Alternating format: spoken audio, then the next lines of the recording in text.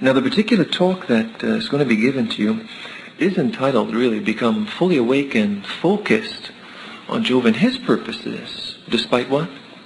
Despite the pressures. You have your Bible? Let's use it. Isaiah chapter 41.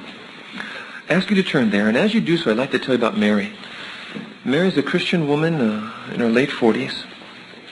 She suffered much throughout her life, and her struggle was a bitter one through an adulterous marriage that ended in a bitter divorce 10 years ago.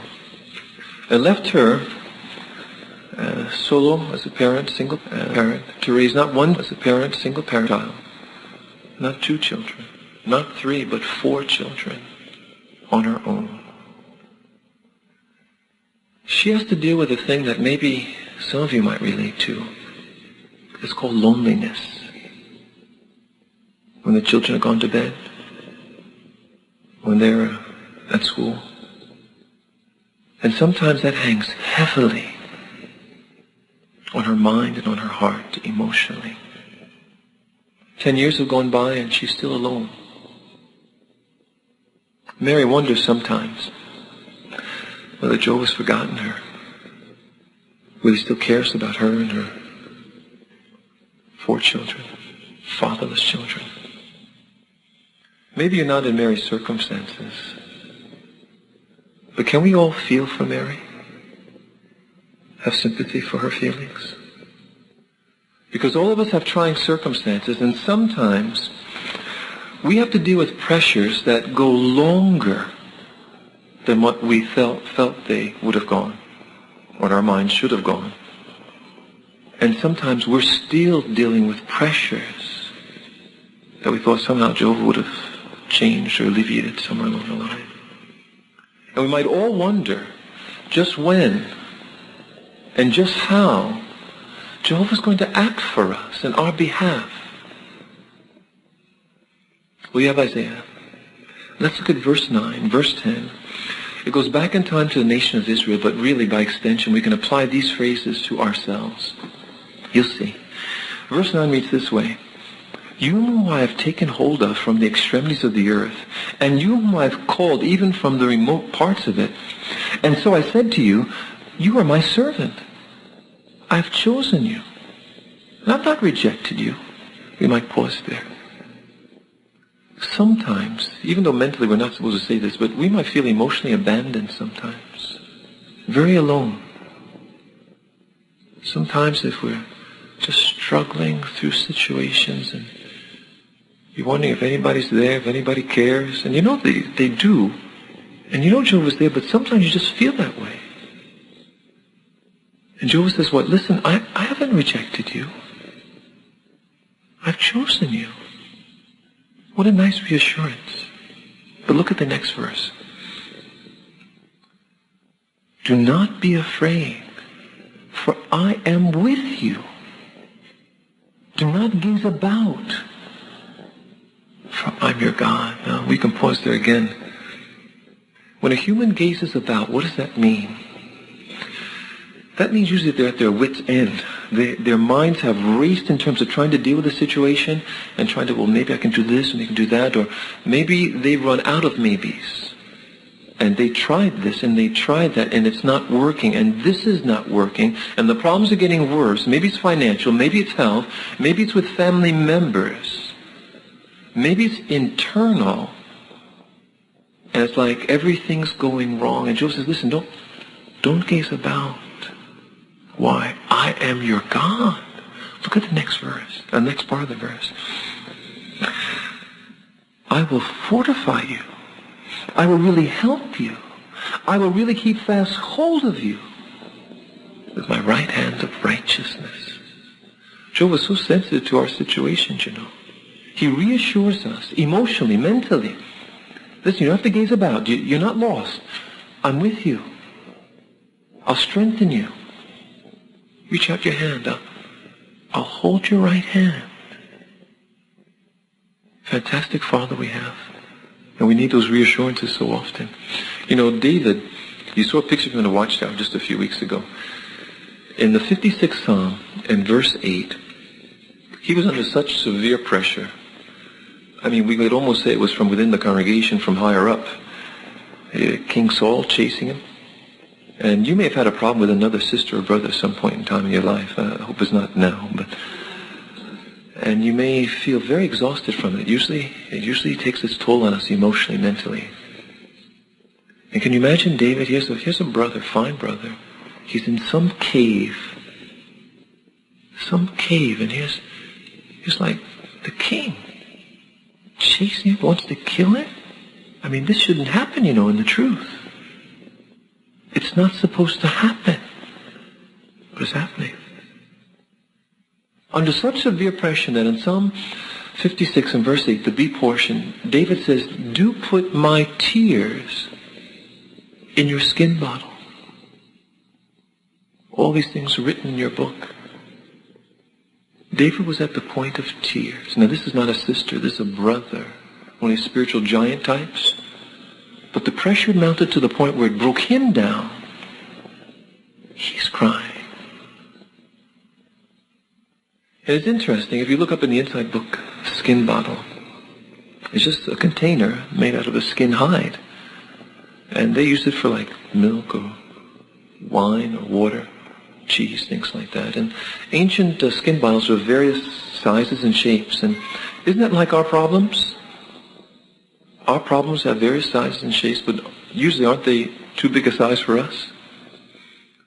But in using that analogy, David showed something. It showed that he had full confidence that Jehovah was fully aware of his situation, his skin bottle, so to speak. But at the same time, Jehovah was fully aware of the emotional impact on David's little nervous system.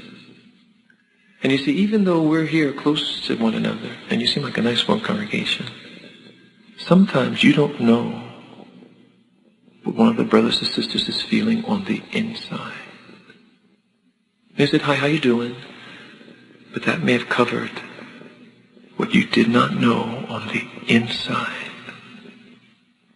David was confident that Jehovah understood the emotional impact of pressure on his little nervous system. Turn to John chapter 4, if you would. I'd like to remind you something, though. Satan works diligently to bombard us with pressures, trials, anxieties, and he skillfully maneuvers them with three objectives. One, to get us to panic in fear. Whether it's real fears or imagined fears, doesn't matter, it's the same reaction. Or secondly, to get us to break our trust and confidence in Jehovah as one who tenderly cares for us, for you, and for me, under pressure. And thirdly, to get us to change our focus. Now maybe we can explain a little bit. What do you mean by change our focus? To change our focus so that we dominate our view on our lives and our purposes and our desires, our goals. So we become consumed in achieving things that we want in life. We're working for this, and we have this goal, and when I get out of school, this, and after this year, I'm going to plan this. And in other words, that we become so obsessed with our goals, our desires to achieve that in life, that actually competes. It competes with Jehovah's purposes. And our purposes win out. Or secondly, with regard to a change of focus to our fears and pressures. When we're under pressure, sometimes that's all we see in the big picture. And if we get overwhelmed with pressures that cause fear, anxiety, it can have maybe three types of reactions. One, a paralyzing reaction. We can become so overwhelmed with a particular pressure or pressures or fears that we can't think of spiritual things. Did you ever hear a person say, maybe you said it, listen, as soon as I get this out of the way, as soon as I just get this off my back, then I'll get back to meetings, I'll get back to the service, and but I got this, I just have to take care of this. Then I'll get back. What happened? Paralyzed. by this pressure, this fear. I just have to get this out of the way. It's the only thing right now in the center. And then I'll do spiritual things later. Or sometimes the second reaction is withdrawing into self. Some under tremendous pressure and fears about outcomes for themselves or others, they just go inside themselves like a turtle withdrawing into its shell. And you see their face, but the real things going on inside, you don't see those at all. They can cover them over. Hi, how you doing? And if you don't know the person, if you don't go deeper, or if they do not let you in, they're locked in. As Proverbs 18:1 says, the one isolating himself seeks his own what? Selfish longing. Against all practical wisdom, he breaks forth, or she. A third reaction, attack. Sometimes when we're fearful, we can start to attack people. You can attack a husband, attack a wife, attack children, attack elders, attack everybody. When we become overwhelmed with fears, you can see why Satan so skillfully tries to generate fear and change your focus. Instead of us focusing on Jehovah and his purposes, confident that Jehovah is caring about us, that any damage done to us can be undone. And that Jehovah, as the 23rd Psalm says, like in verse 4, that he, like a shepherd, takes us through a valley where there's deep shadows. And in deep shadows and valleys back in Israel, wolves could be in those shadows. But the sheep would move ahead because their eyes are on the shepherd, confident that he'll protect them. Instead of their eyes on the darkness, when you can't see how things are working out, and it makes you nervous. The eyes on the shepherd, confident that he'll lead us. Well, you must have John chapter 4 by now. Maybe what we could do is look at Jesus under pressure. As you know, with Jesus, as he got closer and closer to his death, the pressures mounted, increased, intensified. And let's look at Jesus under pressure and notice his focus, if you would. John chapter 4, you have it? Verse 34. Notice his focus. Here it reads, Jesus said to them, my food is for me to do the will of him that sent me and to finish his work. Interesting. No matter what the pressure, Jesus said, listen, what's his focus? His Father's work. Therefore, friends, the first focus for us should be on the pressing urgency of Jehovah's work. The completion of it. The anointed have used the term final witness. Are you fully involved? Because it sanctifies Jehovah's name. It marches Jehovah's names to the streets. So people have to deal with Jehovah when they see you and they see you coming and you talk about Jehovah. See, they have to come to grips with this name. And it vindicates his sovereignty. That he has the right to rule. As this system falls apart, they tried every type of government, any type of rulership. Only his rule will work. In 2 Timothy 2:15, are you doing your utmost? From the Greek, literally, speeding you up in giving the final witness. Keeping focus each weekend. Not on your pressures. They're there. But on the work. And asking Jehovah to help you deal with the pressures as you deal with the work. A second focus. 1 Thessalonians, though, chapter 5. As you turn here, we'd like to just say what the second focus is. The outstanding suddenness of the outbreak of the Great Tribulation. I'll repeat that. The outstanding suddenness of the outbreak of the Great Tribulation. The Anointed stated in the January 1st, 97 Watchtower, first edition this year, page 12, paragraph 3, this statement. Our contemporary generation is plunging into a state of wickedness and corruption unparalleled in all previous history. Now just think about that. This is the worst generation, the last generation of humans, and it's the worst. It next says this: we should be at our work urgently. All the prophecies on the timing of the Great Tribulation show that it will come with three parallel characteristics. 1, suddenly. 2, instantly. 3, stealthily, like a thief. Interesting. It says all the prophecies that deal with the timing of the Great Tribulation isolate these three characteristics, either in 1 or 2 or 3. You have 1 Thessalonians chapter 5. Let's look at verse 1. Here it says, now as to the times and the seasons, brothers, you need nothing to be written to you. For you yourselves know quite well that Jehovah's day is coming exactly as a thief in the night. Whenever it is that they are saying peace and security, then sudden destruction is to be instantly upon them. Just as the pang of distress upon a pregnant woman, and they will by no means escape. See, not one will escape. Not one of your schoolmates, you're going back to school. Not one of your teachers will escape. Not one of your neighbors. Not one of our relatives. Not one of the people we pass going home is going to escape. That's what's coming. But now question, will we escape? Let's just look at a set of two scriptures, just quickly. Revelation 3 and then Matthew 24. Can you turn to two places at once? A little hard, I think, but let's try it. Revelation 3 and Matthew 24. Just a quick flurry of scriptures here. We don't have time to go through a lot. But in Revelation 3, in verse 3, the B portion of verse 3 where it says certainly, note this point.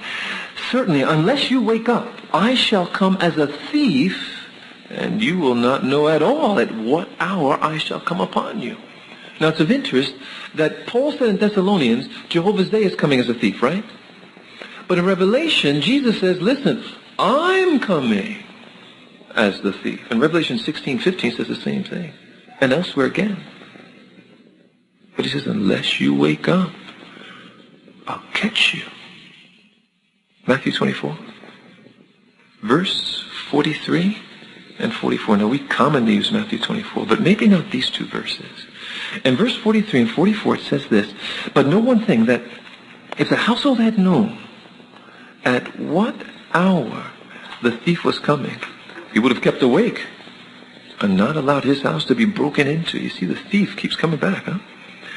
On this account, you too, prove yourselves ready, because at an hour that you do not think to be it, the Son of Man is coming. At an hour that what? You do not think to be it, the Son of Man is coming. Maybe we can illustrate the importance of being prepared. I'd like to tell you about William. William was a very happy brother. He had a wife and 2 little ones. And what happened? He didn't know. You gave him a job to do in the congregation, he'd be faithful at it. You know, like these brothers up there on the platform, what have you.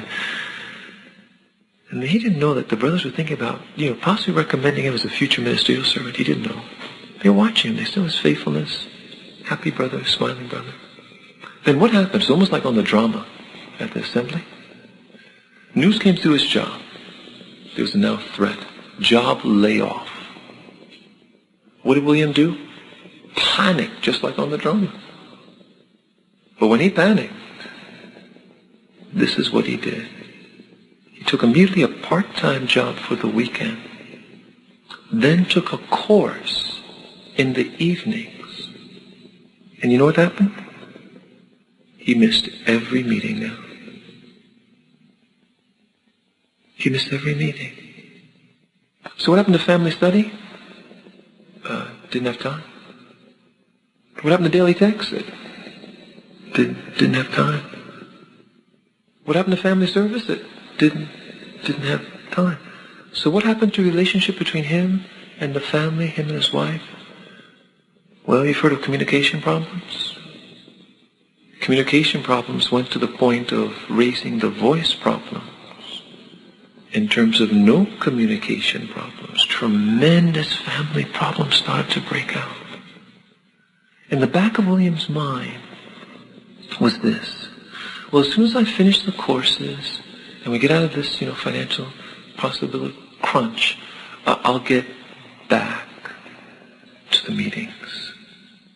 And we'll get family situations back together. What was William counting on? Time. Time. He forgot that last verse we just read. At an hour that you do not think to be it, the Son of Man is coming. You can't help but ask the question, friends, how will the thief catch you? Will it catch you, hopefully not William, but will it catch you begging Jehovah for forgiveness? Jehovah, I meant to be at the meetings. I didn't mean to take that course. I meant to get the family going. I meant to get Jehovah, please forgive me. Please. Can you imagine that? Where salvation is in jeopardy. The Great Tribulation catches you in shock. The Anointed closed their statement in the January 1st, 97 Watchtower by saying this: this godless generation hovers on the brink of annihilation. Yes, how will the thief catch you? A third focus that we should have is based on Luke chapter 21. It should be on the daily danger of falling asleep spiritually, losing our standing. Sorry, the daily danger of falling asleep spiritually and losing our standing. In Luke 21, in verses 34 to 36, this is one you see in the Watchtower plenty times, and let's read it together. But pay attention to yourselves that your hearts never become weighed down with overeating and heavy drinking and anxieties of life, and suddenly that day be instantly upon you as a snare. For it will come in upon all those dwelling upon the face of all the earth. Keep awake then, all the time making supplication that you may succeed in escaping all these things that are destined to occur, and in standing before the Son of Man. Verse 34 mentions three things: overeating, heavy drinking, and anxieties of life. And whether you know it or not, the first two, even though we think of like partying, heavy drinking and overeating, but sometimes those two things occur also because of heavy anxiety. Did you know that? So anxiety, let's focus on. Because anxiety is real and it works inside us. And maybe we could illustrate two different examples of anxiety, two different types. Let's take a young man, my name's Stephen, because young people have to be careful of losing their standing, losing their focus because of a particular anxiety. The anxiety that comes with the pressure to conform to the boys and girls at school, the boys or girls in the neighborhood, how they dress, how they act, or the people that you work with on the job. Stephen was in his mid-teens, and he was under tremendous pressure to be like the guys. He wanted to be cool, like a witness, but a cool version. He wanted to have a girlfriend and, dress a little bit like the guys and be more acceptable, be more in. And he made a decision. He made a decision in his mid-teens. He made a decision to leave the truth and to dive into the world. And he went to the low sink of debauchery. Now, William was a, bad boy. Stephen was a bad boy. And he was out there. But we have to say this. We have to really thank Jehovah, because fortunately, when Stephen woke up and came to his senses, he was still alive. Still alive. And like the prodigal son, he came back to Jehovah.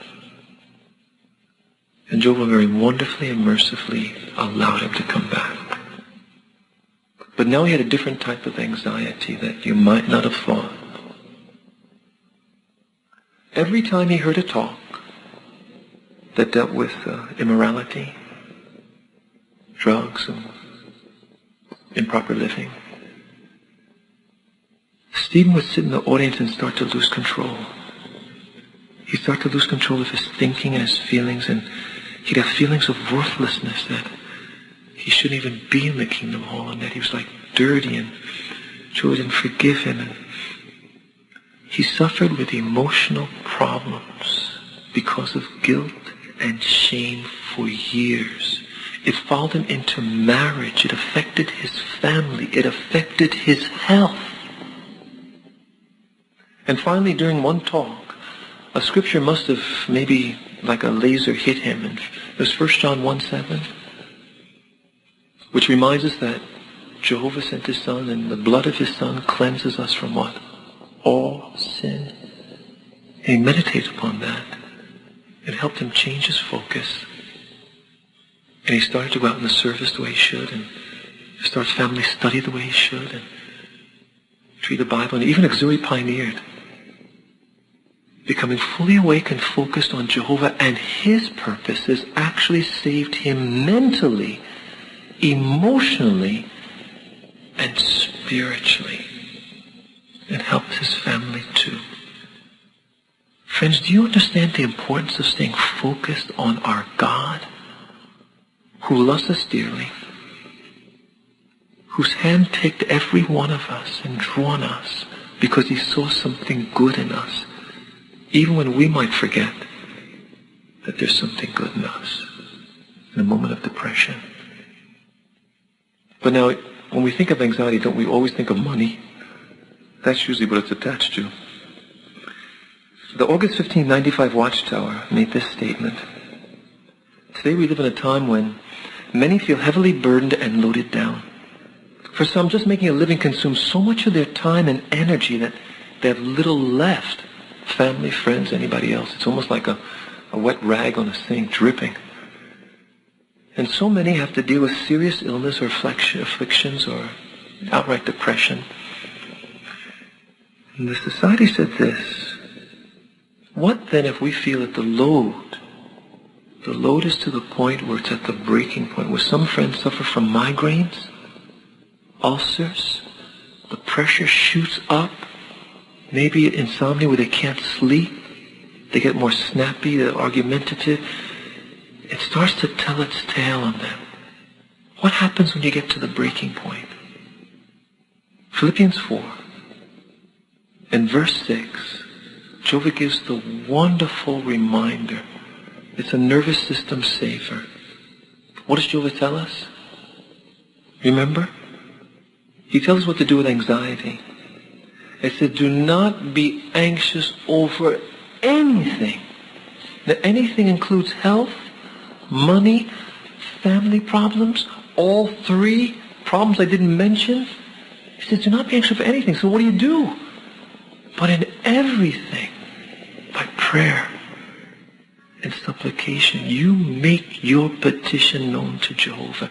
And you keep making it known. You keep knocking down the doors. Keep on knocking, it says. Keep on asking. If you're begging for wisdom, don't stop. Jehovah promises to give it to you. He promises to give you the wisdom to deal with the situation. And he reminds us that no matter how pressed we are, it can be in every way never cramped, beyond movement. There's a way to move. But you have to calm down. And you have to read the Bible, because his word gives light the way to move. And the meetings give you light. I'd like to share with you a sister under pressure. Her name is Sister Sanapa, and you don't know her. She lives real far from here. But her husband died. Her husband left her with a number of children. Well, how many children? Well, pick a number. How many children? What do you got a number in your head? Did you pick a number? Okay, here it is. 15.